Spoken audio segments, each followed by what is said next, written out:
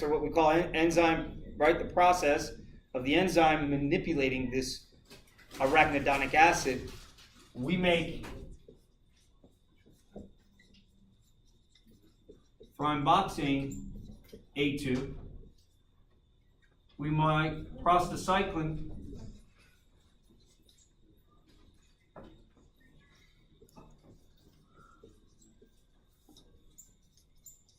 and leukotrienes. But thromboxane A2, prostacyclins, along with prostaglandins and leukotrienes. Did everybody hear me? These are special molecules. All you gotta do is look them up. You'll see they all come from arachidonic acid. They're local vasoactive substances. What does that mean? Vasoactive means what? They're working on that blood vessel. You understand? Either constricting it or dilating it. Sure enough, thromboxane A2 will increase vasoconstriction. And you know what else it'll do? It'll increase blood coagulation. So what do you think this guy's going to do? The opposite. There is it. It's that easy. It's that easy. If thromboxane A2 is going to vasoconstrict my blood vessels and increase the ability to coagulate, then on the other end, the prostacyclin is going to do the opposite. What do leukotrienes do? Oh, they're involved with white blood cells. Understand? They're calling white blood cells. They're stimulating white blood cells. Leukotrienes? Leuko means white blood cell. So they're proteins. They're not proteins.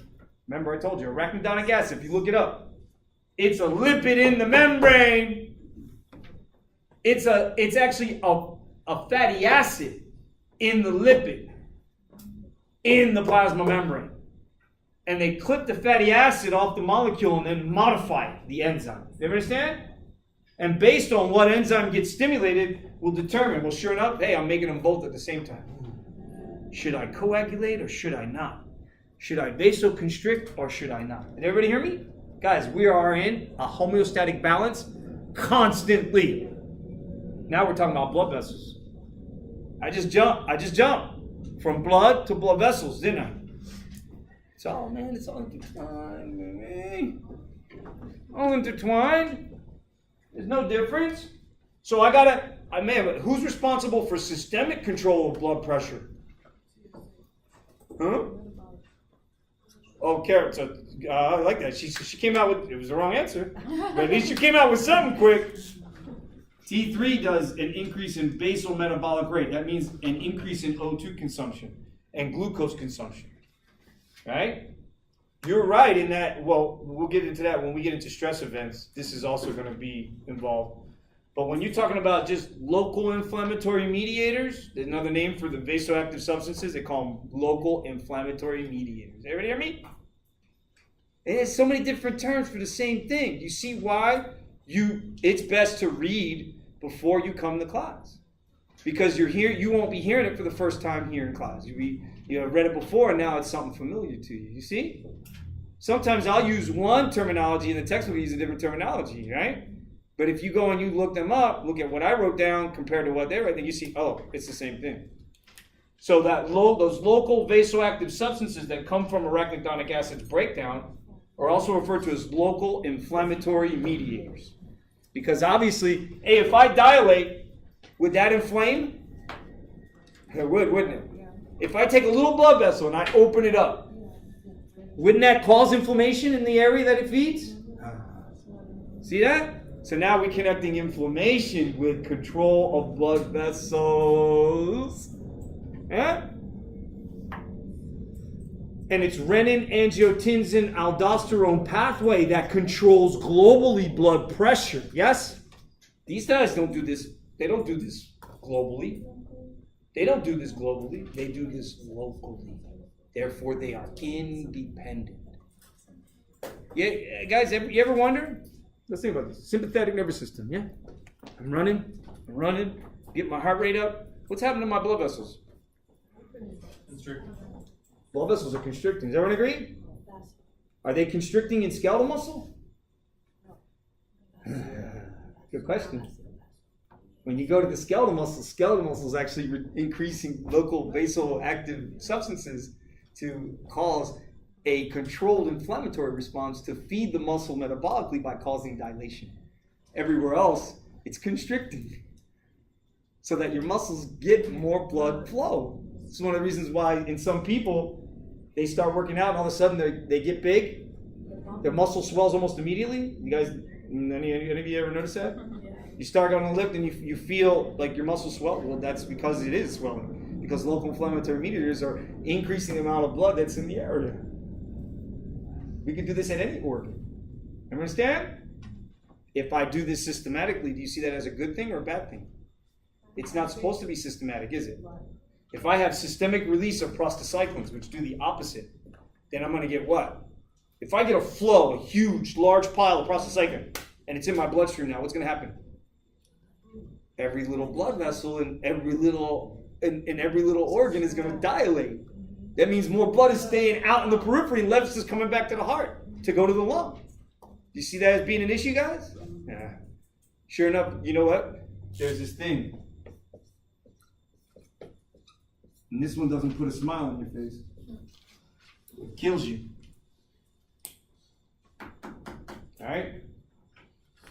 Disseminated intravascular coagulation will also, why? Because platelets are carrying these components to them. You're going to see massive amounts of the release of this versus that. And then all the blood vessels, it's not just in one little blood vessel, it's in all the blood vessels in most organs. And they're like, oh, wait, I'm confused. Should I constrict? Should I dilate? What's going on? Guys, you see? We're always in this homeostatic balance between should I coagulate or should I not? Should I constrict or should I not? Understand? And at any one instant, shit can change, man. The script can change. You got me? Separately, our blood can coagulate, yes? So that coagulation state, should we coagulate or should we not? We're in this state. Should we constrict or should we not? Should we coagulate or should we not? What should we do? If we're going to coagulate, we've got to do it on a small level. Disseminated intravascular coagulation is, in fact, coagulation in the bloodstream everywhere. Did everybody hear me? Disseminated means everywhere. Coagulation everywhere, right? Sorry. Disseminated intravascular. So coagulation in the bloodstream everywhere. Did everybody got me? That's what DIC stands for. Coagulation in the bloodstream everywhere. Sound good? No. Again, that's what gives you death. And you can be in the hospital with one of the best doctors in the world, and a good portion of you will die. 70%? Somewhere around there, I would say. Because it's that hard. Even with a doctor who knows what he's doing. Even with a doctor who knows what he's doing. And a team of physicians and nurses and PAs who know what they're doing. Recognize the symptoms and everything else. Right? And I can tell you, my aunt is lucky. When she told me she had DIC, I told her, so you better kiss the ground that you're walking on. Because you got lucky you survived. She got her DIC from a perforation in her colon. Because she had, anybody here have now I forget what they call it. I'll cover it when we get there. Because it's in GI. So she has this it's webbing of the inner lining of the GI. And then what happens is that you're supposed to avoid eating nuts and popcorn and stuff like that. Of course, they go to Carolina Shore, and what's she eating? She's eating nuts and popcorn. So then she rushes in the hospital because now it's impacted within the webbing, and it's not going anywhere, and it's caused inflammation, and the inflammation is so great that it wore through the lining, and so bacteria that are, remember I told you, we're all shit eaters. Yeah? Our mouth is as dirty as our anus, right? You guys didn't know that. There's almost just as much bacteria here as there is here, right? So we also just go around kissing each other's asses, yeah? You got me? It'd be a sight to see. Right? So what happens? When you perforate that lining, that bacteria moves into the bloodstream. That's DIC. Did everybody hear me? Yeah. That's DIC. Bacteria in the bloodstream, DIC. That is not something you want, guys. You do not want this. No one. You don't want your patients to have this. Okay? because this gets complicated. You get multi-organ failure from this. Multi-organ failure from this. Why? Because you're blowing clots everywhere. What did I tell you? Clots in the bloodstream everywhere. So you get multiple organs dying at the same time. All it takes is 3. And heparin would help that? Heparin is an anticoagulant. Yeah, low molecular weight heparin, but then what? If you put heparin in, which prevents coagulation, then what? Then you increase your risk for bleeding out. Sure enough, that's what happens with DIC patients. In some areas you got coagulation, in other areas, because you use up the coagulation factors, you're bleeding out in other organs. So where other organs are being choked off their blood, other organs are having blood literally spill out in and around the tissue. That's why you get multi-organ failure, guys. You understand? Because you only have so many factors. If the liver makes too many factors, then the blood gets too thick. If the bone marrow makes too many red blood cells, then it gets too thick. It gets too viscous. They call that polycythemia. Will it cause anemia? Drinking alcohol does the same thing. It reduces the blood plasma, the H2O and electrolytes, yeah? So what are you doing? You're thickening the blood. You're increasing the viscosity. That's why you wake up with a headache. Because you're losing water by drinking alcohol. Did everybody hear me? What happens to the heart? That means less fluid, yeah? It means the blood is thicker. It means the heart has to beat harder at a higher pressure. You see why, guys? You don't mess with alcohol. Because long-term use of alcohol not only destroys your liver, it will destroy your cardiovascular system and directly affect your heart's ability to pump. Make sense? Yeah, because that's what this whole thing's about. We're talking about everything that's in plasma, everything that's in blood, which is plasma, H2O, electrolytes, water-soluble proteins.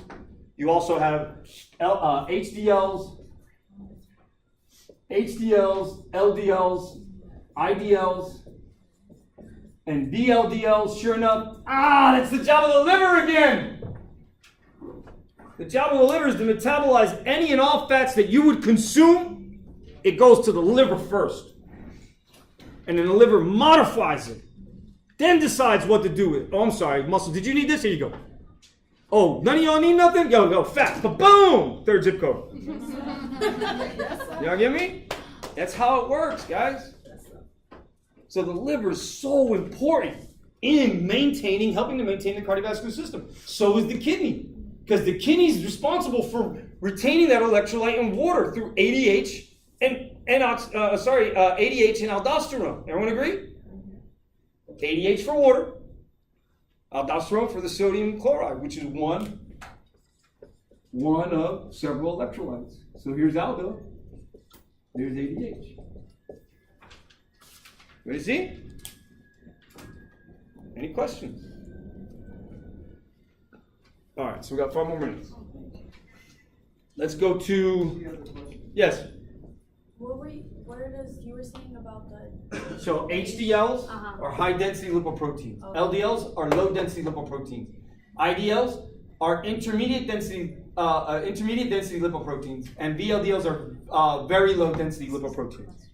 So this is how we shuttle not only fats, dietary fats, but cholesterol as well. And it's the HDL that's good cholesterol. That means you need a certain amount of cholesterol, don't you? Yeah. You see why women who exercise too often and have low percent body fat are at risk for not having enough cholesterol to synthesize the cholesterol-based hormones? Therefore, they'll have what? Amenorrhea. They'll come in complaining of their period having gone from, they started working out a year ago and they would seem to be fine, but when they got to that, when you get less than like 11% body fat and then you're not conscientious consuming, you got to conscientiously consume cholesterol. Yeah, on a female. Oh yeah, I got a student in class who claims he's less than 7%. And I can tell you that at 7%, if you're not consuming cholesterol actively, like conscientiously consuming cholesterol as part of your diet, you're gonna have some serious problems with hormones, especially the hormones of the adrenal cortex, because they're cholesterol-based hormones. You follow, guys? See how this is all connected, right? So let me do one other thing. So I'm gonna erase this all, right? This is all it'll be on the video. I want to go to one other thing, and then we'll be done for the day. Did somebody pass around one sheet of paper, right? Everybody sign on it, please. All right.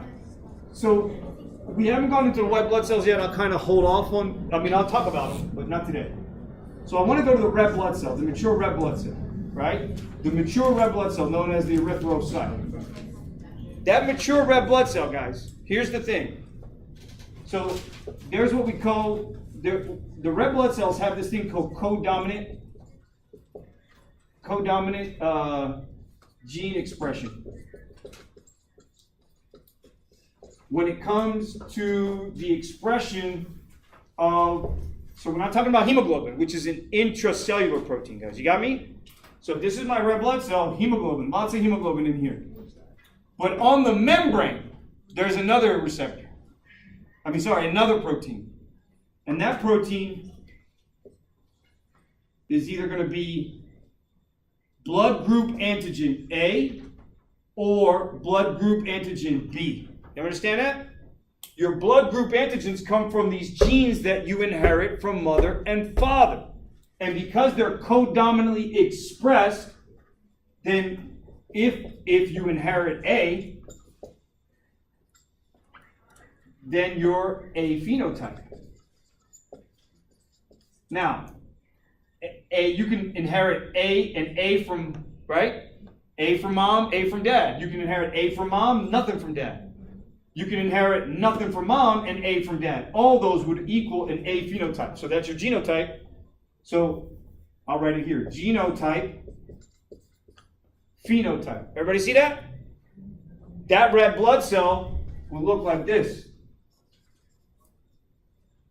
with the positive A antigen. So that's the AG. AG is antigen, shorthand for antigen. Any problems so far? Any questions so far? Very good? All right, so let's go to the next one. Sorry, this should be genotype. Genotype is the genes that are, because it's codominant. Now, if I'm B genotype, I can either be BB, mom, dad, or B for mom, O for dad, or O for mom, B for dad. That would all result in B phenotype, which means I've got the B antigen on the surface of my red blood cell. Everybody follow? Now, if I inherit A from mom, B from dad, or B from mom and A from dad, then what am I? I'm AB phenotype. Phenotype means nothing more than physical trait, guys. And what's my red blood cell going to look like? Everybody agree? If you get A from mom, B from dad, or vice versa, then you're going to have what? They're codominantly expressed. So therefore, I must have what? A and B. Now, what if I'm O? Well, mom or dad. To be O, I have to get O from mom and from dad to be O phenotype. Everybody agree? And that means what? That my red blood cell looks like what? Nothing. It don't have nothing on it. Now I put it in the bloodstream. Everybody see that? I put it in the bloodstream. Everybody see that? I put each one in the bloodstream. Now, let's talk. The difference between me giving you red blood cells versus me giving you whole plasma. What's the difference? The movies, Hollywood, they love this Hollywood thing, right? Best friend's dying, and what happens? You see him next to him giving him blood. Man, you know what? Yeah, that's almost as good as the one where the guy comes up from the other guy behind. He goes, and the guy goes, right? No, you can't crack somebody's neck like that, right? You crack somebody's neck like that, you got to put it on the sidewalk, like in American History X. Y'all ever seen X? And then you step on it, right? You break the jaw, and then and then you sever the medulla. That's the only way you do that. Now watch, guys. If I'm a red blood cell, we have to have antibody in the bloodstream. Remember what we said? If I'm A on the red blood cell, would I have an A antibody in the bloodstream? No, because A antibody meets A antigen means blood cells will coagulate and the blood cell will be destroyed. Did everybody hear me? So what am I supposed to have in here then? A B antibody. So sure enough, ready? There's my B antibody.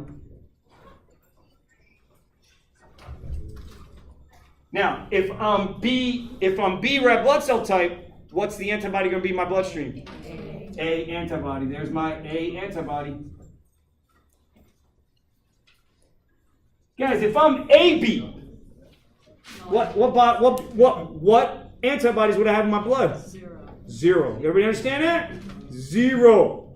If I'm O, I got nothing on me. Then what do I have in my blood plasma?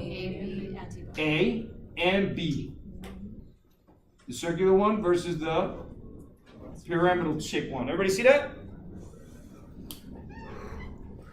So is there a difference between giving whole packed red blood cells, packed red blood cells, just red blood cells by itself, versus whole blood? Y'all see the difference? If someone's O and I'm going to give them whole blood, I better give them somebody who's O. Okay? Now, if I'm just giving red blood cells, which one of these red blood cells can I take and put in any one of those bloodstreams and not have any reaction? Is that, well, yeah, because we haven't gone to the negatives yet. But look, an O by itself, does everybody see got no antigens on it? If I put it here, no antigens means no antibody-antigen reaction. No antibody-antigen reaction. No antibody, because there's no antibodies in there. No antibody-antigen reaction. See that? So guys, that's it. Now we'll talk about RH positive and negative in a moment, right? We'll talk about that next week, right? When we meet on Tuesday. And I will have the test results by the end of office hours today. So go to the library and wait. All right, give me a couple minutes to run over to building 3, run them off, and then I'll meet you guys over there. Professor, did you get the Yes. key back? I didn't get a chance to look at key. Anybody got the keys? I need those keys back. There they are. Yeah,